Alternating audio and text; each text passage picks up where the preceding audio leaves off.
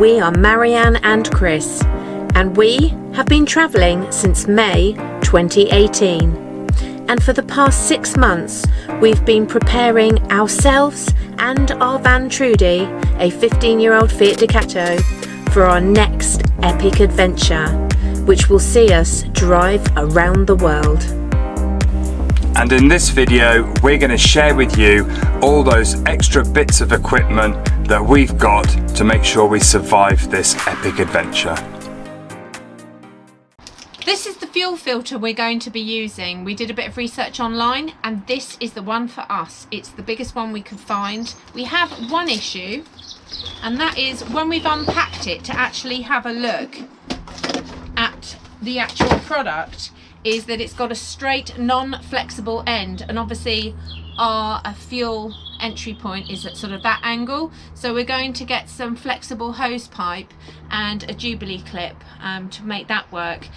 And this will help us against any encounter with contaminated fuel, which will really go against us when driving Trudy. So you put the fuel in here and then it actually collects with these 2 filter points. It pulls out any dirt, any water, and only allows the good stuff to come out the bottom. That way Trudy will be drinking only the best. And also another tip we've been given is to carry like a Ziploc lockable bag, because once you've used it, it's going to smell. So we're going to do that. We're going to find a big lockable bag. But yeah, this is what we'll be using to keep our fuel clean.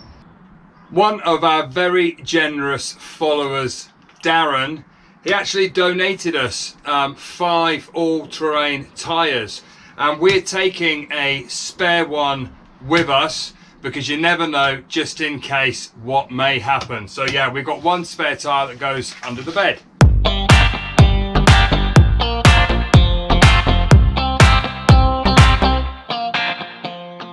In some of the countries that we're going to be visiting, there is a risk of snow, and not all countries will accept snow ropes.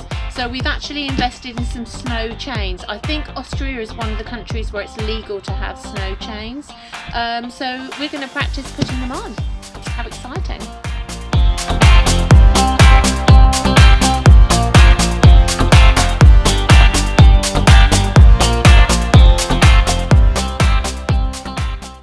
Always best to try them in the nice weather rather than when you're freezing, kneeling on snowy ground and it's windy and everything. So yeah, good job. Another essential bit to take is towing straps and the attachments, and make sure that you have a towing point on the front and the back of your vehicle, because you never know when you may need to be towed out. So yeah, definitely part of our kit. We actually invested in a much better jack. In fact, some would say overkill, but for us, since we've had the new suspension and Trudy's been lifted, we really needed to be able to get the extra height. We've got a couple of blocks, and we also have waffle boards that we'll be showing you another time, and that means we'll be able to get proper height with Trudy, or even if we need to dig her out, we can use the jack. So I'm really pleased we've got a good quality one.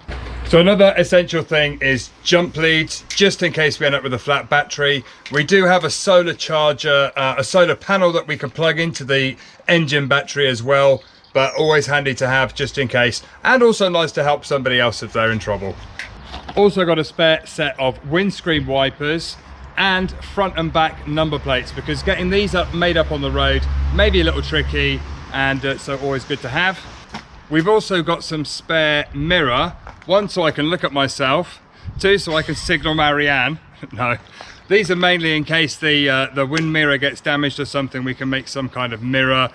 Just thought it would be handy to have a little bit of spare. I just thought it would be useful to have a spare piece of mirror. A handheld shovel, which actually has an axe attachment and a little bit of everything, just because we may need to dig holes for whatever reason. Always take a shovel. We'll probably buy a slightly bigger one as well, just so that if we have to dig Trudy out, I won't get backache.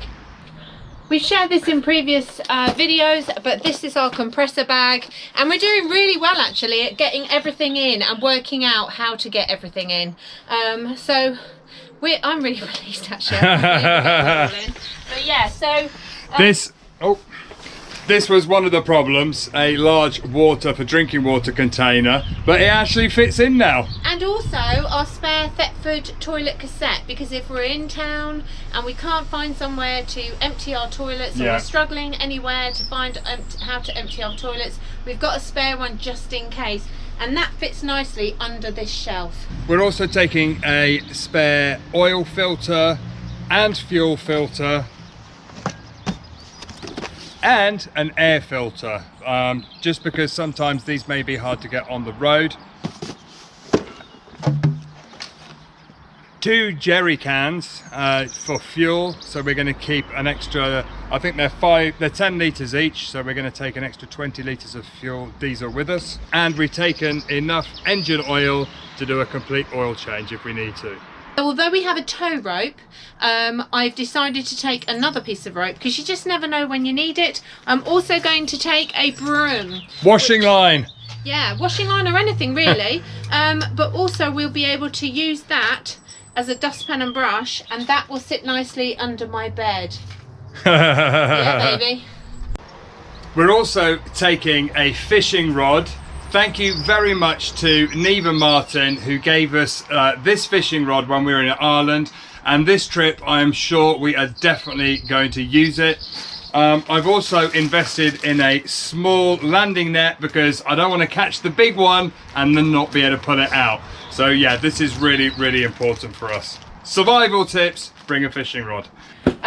This also is our toolbox. In there we have adjustable spanners, we've got self-tapping screws, we've got cable ties, duct tape, screwdrivers. We've got a little bit of everything. Anything that you would take if you're normally going on a trip anyway. But we're hoping never to use them.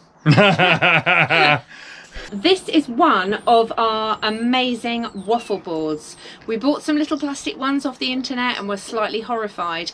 And our friend Stuart, who has been a bit of a rock star, thank you Stuart, has given us 2 of his. He does lots of expeditions and he's lent us these for 20 months. Waffle boards are fantastic for gripping the road. So whether you're stuck in sand or mud, because your tyres, even if they're all terrain, can fill up with mud and they just spin.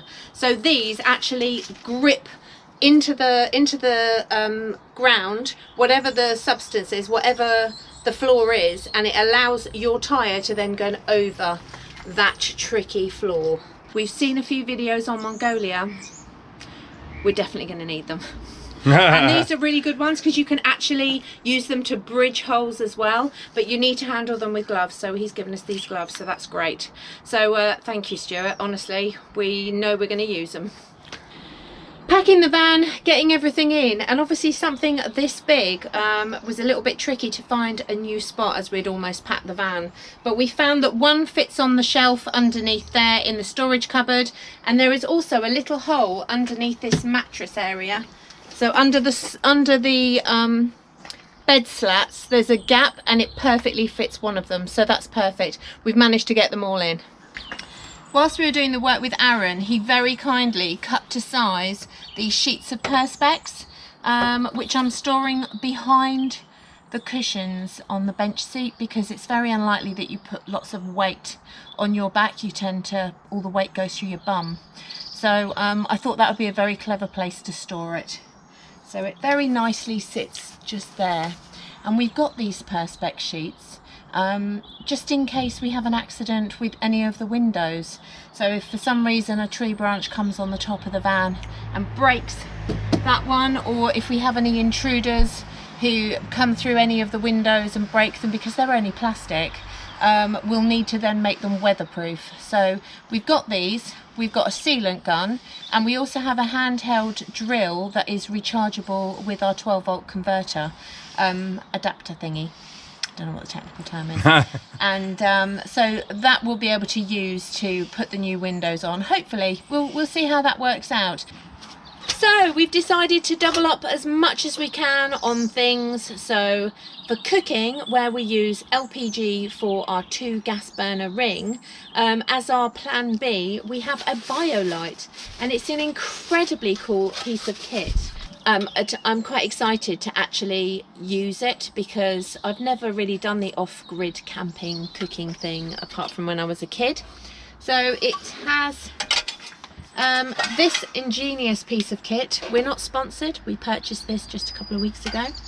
And you turn it on and basically you charge this thing up and it creates a fan and it goes into here